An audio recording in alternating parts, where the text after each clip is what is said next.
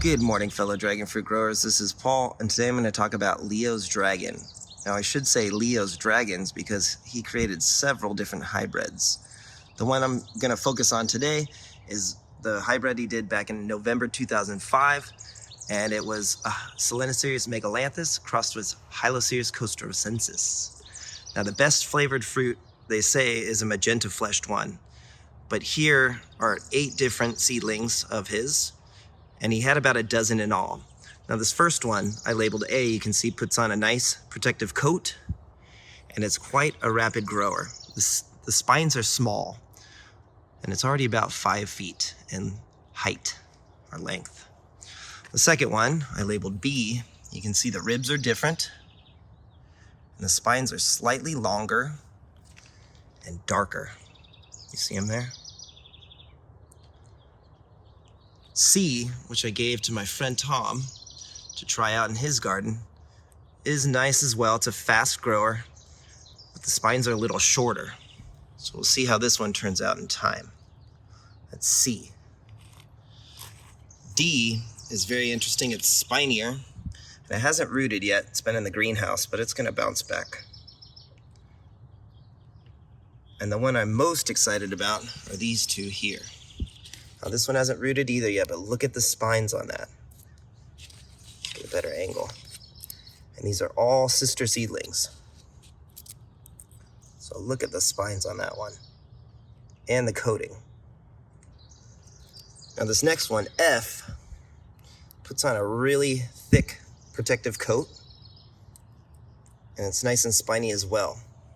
And this one's just starting to root. It took about 6 or 8 months to root during the cold season. And last but not least, well actually there's 2 more, sorry. This one I got from a friend that did tissue culture, and so it started to look a lot like a seedling, as you can see here. But it's starting to look like a true dragon fruit cutting here now. I've had this one almost a year. And this last one, it took about a year to root, and now it's just doing fine. So those are 8 of around a dozen seedlings that Leo grew from that series.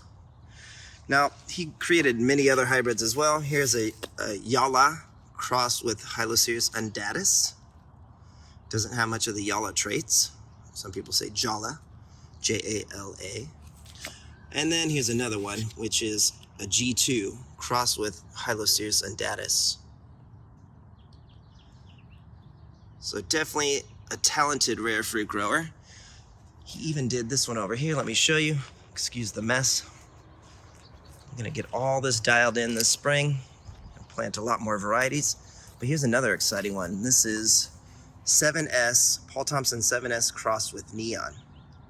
And it's been a really rapid grower, growing all throughout the winter. It's doing just fine.